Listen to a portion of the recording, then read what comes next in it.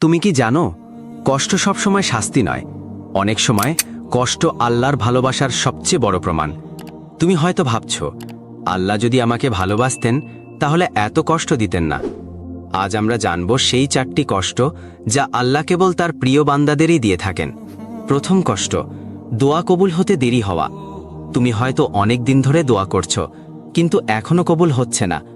তুমি হয়তো ভাবছ, আল্লাহ কি আমার দোয়া শুনছেন না?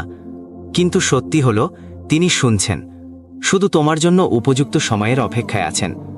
আল্লাহ চান তুমি ধৈর্য ধরো, আরও বেশি করে তাকে অনুভব করো। তিনি চান তোমার হৃদয় শুধু তার কাছেই নরম হোক। দ্বিতীয় কষ্ট, ঘন ঘন পরীক্ষা। জীবনে একটার পর একটা বিপদ আসছে, চারদিক থেকে হতাশা তোমাকে ঘিরে ফেলেছে। এটাই আল্লাহর ভালোবাসার প্রমাণ।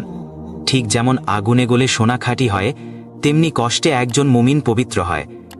আল্লাহ যখন কাউকে ভালোবাসেন, তিনি তাকে বারবার পরীক্ষা করেন, যাতে সে আরও পরিশুদ্ধ হয়।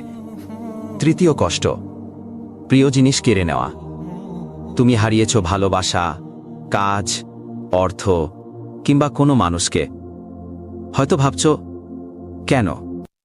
আল্লাহ জানেন, হয়তো সেই জিনিসটা তোমার জন্য ক্ষতিকর হয়ে যাচ্ছিল, তাই তিনি তোমার পথ পরিষ্কার করেছেন, যেন তুমি আরও ভালো কিছু পেতে পারো। তিনি যা কেড়ে নেন, তার চেয়েও অনেক উত্তম কিছু দিতে চান। চতুর্থ কষ্ট, তোমার চারপাশে অনেক মানুষ থাকা সত্ত্বেও তুমি নিজেকে একা অনুভব করো। এই একাকিত্ব তোমাকে বোঝানোর জন্য যে তুমি সবার কাছে ছিলে, কিন্তু আমার কাছে আসোনি। অনেক সময় আল্লাহ আমাদের সব সম্পর্ক ভেঙে দেন, সব দরজা বন্ধ করে দেন, শুধু যেন তুমি একটা দরজায় কড়া নাড়ো। এই 4টি কষ্ট যদি তোমার জীবনে থাকে, তবে ভয় পেও না। এই কষ্টগুলো আল্লাহর ভালোবাসার চিহ্ন। তিনি তোমাকে ভালোবাসেন।